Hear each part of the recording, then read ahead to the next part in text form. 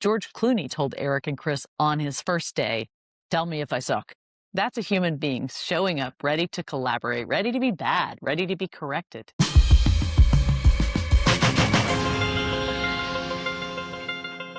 This is Documentary First, the deep dive, where I take an insight from a recent podcast conversation, plumb its depths, and see what gold we can bring to the surface. I'm Christian Taylor. Let's dive in. Now, a few weeks ago, I got an email from a man named Ethan Caldwell.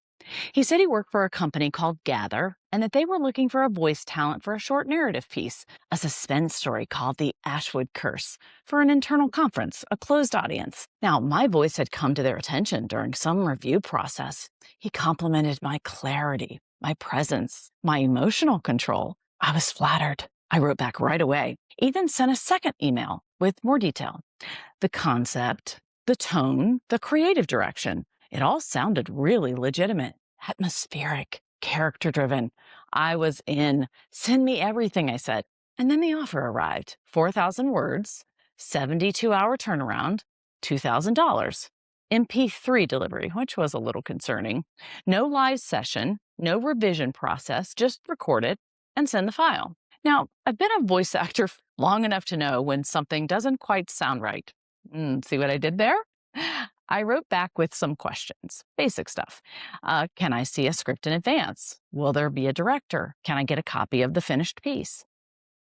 I never heard from Ethan Caldwell again. Now, that silence told me everything I needed to know. They didn't want me. They wanted my voice without me attached to it. Record the lines, send the file, and somewhere on the other end, an AI model gets trained on exactly how Christian Taylor sounds when she builds tension, changes tone and tempo, and when she pauses for dramatic effect. And then they don't need me anymore. Now, I don't know that for certain, but when a client vanishes the moment you show up with questions, something seems really fishy to me. My voiceover business has taken a real nosedive. Auditions that used to come in every day have slowed to a trickle. Rates are getting undercut by clients who know they can generate a good enough voice for a fraction of the cost. And at the same time, I use AI every single day. I'm doing better work because of it. So, which is it?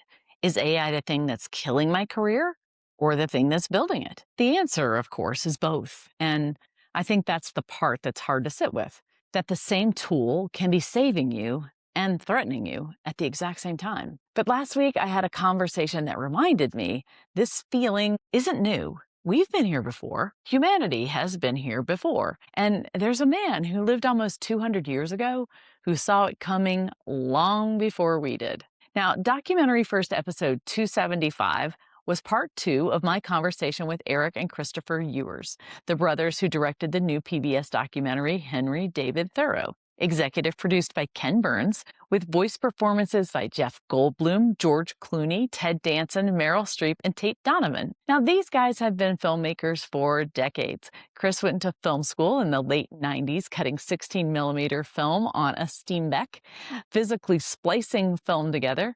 And right as he was leaving school, digital cameras just blew up. The entire industry panicked.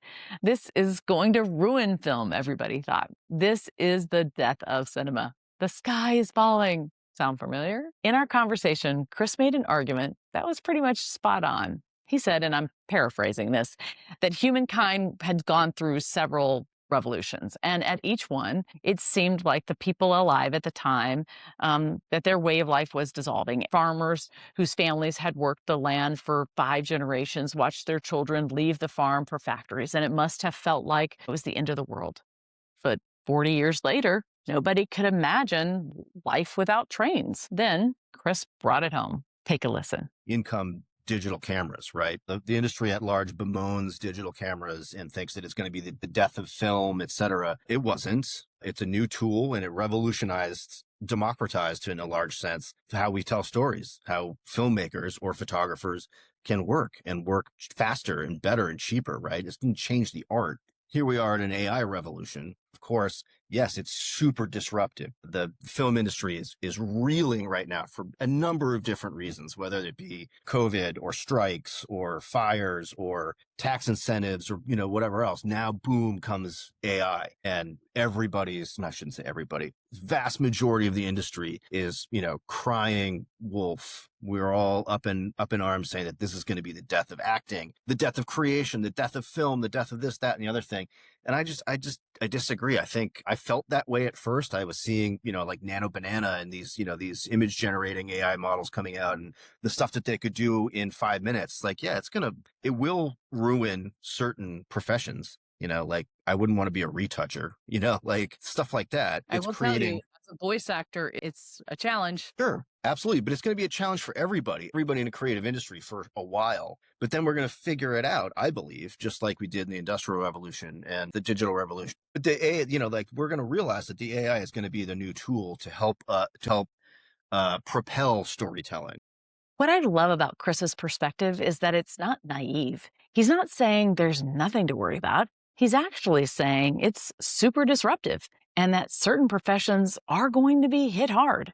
He knows that. He's just not willing to let the panic be the final word because he's seen this movie before, literally. He watched the digital cameras go from existential threat to indispensable tool in a decade, and he believes AI will follow the same arc. The question isn't whether the revolution is coming, it's already here. The question is what to do inside of it. And this is where Henry David Thoreau walks back into the conversation. I want to come at Thoreau from a completely different angle this week, because he didn't just write about self-knowledge, he also wrote about technology. He was watching the birth of the Industrial Revolution in real time. He saw the textile mills go up that destroyed fish habitats in the name of commerce. He saw his neighbors starting to measure their lives by what they could buy rather than what they could experience. And he wrote one of the most piercing sentences in American literature. The cost of a thing is the amount of life which is required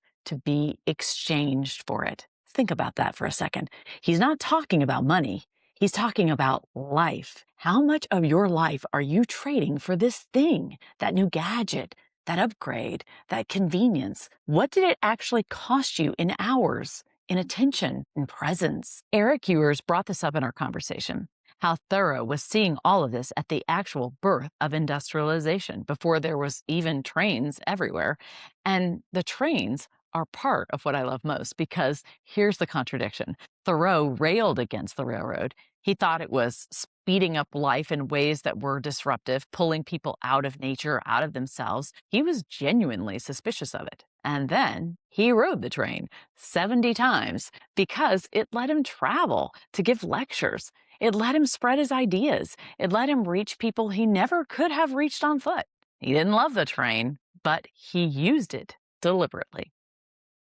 I think about that every single day now. I don't love what AI is doing to voice acting. I don't love that my inbox has gone quiet for voiceover jobs. I don't love that people like Ethan Caldwell are out there trying to harvest voices, but I'm using AI to do research and to organize and grammar check my scripts.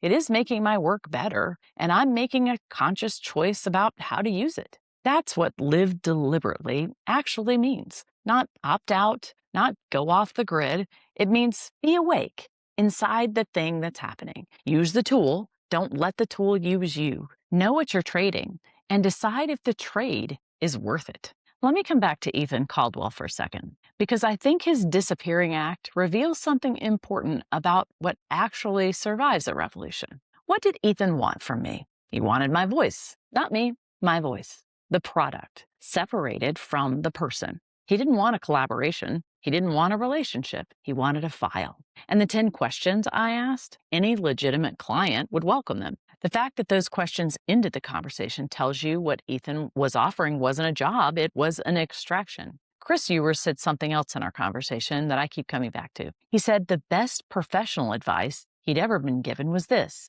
the true reward for a job well done is the opportunity to do it again.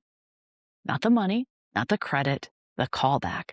The fact that someone wants to work with you again because you were good and you were good to work with. AI can generate a voice. It's getting better and better at that every month. but it cannot show up to a session and ask for backstory. It can't close its eyes at the microphone like Jeff Goldblum did in the Thoreau sessions and say in that perfectly Goldblumy way, I am this, I am, and then deliver something so right that the directors just looked at each other and said, well, this is easy. That's not a product, that's a person. That's someone bringing their whole self, their curiosity, their instincts, their willingness to be directed into a room. George Clooney told Erik and Chris on his first day, tell me if I suck. That's a human being showing up ready to collaborate, ready to be bad, ready to be corrected. No algorithm says that. The people who survive revolutions, every revolution, going back to the one Thoreau watched, are the ones who bring something to the room that machines can't replicate. Not just skill, presence, curiosity, the willingness to be in relationship with the work and the people around it. The Ethans of the world disappear when you ask them questions because questions require a relationship. And relationship is the one thing they're trying to eliminate from the equation. Every revolution feels like the end of the world to the people living through it. If farmers who watched their children leave for factories thought it was the end, the filmmakers who saw the digital cameras also thought it was the end. And a lot of us right now watching AI rewrite the rules of our industries, we think it's the end too. It's not. But it is the end of something. It's the end of being able to coast. It's the end of selling a product without being a person. It's the end of phoning it in because now the phone can do it for you. What survives is what has always survived. The people who show up, who ask questions, who care about the work enough to do it well and care about the people enough to do it together, who ride the train when it serves them and walk when it doesn't, who live deliberately. Thoreau saw the first version of this panic. He was scared of it too. And his answer wasn't to run. It was to pay attention, to decide on purpose what was worth his life and what wasn't. That's still the best answer I've heard. I'm Christian Taylor. This has been Documentary First, The Deep Dive, and I'll see you next time. If you haven't yet, please hit like or subscribe wherever you're watching or listening. It's the best thing you can do to support the show.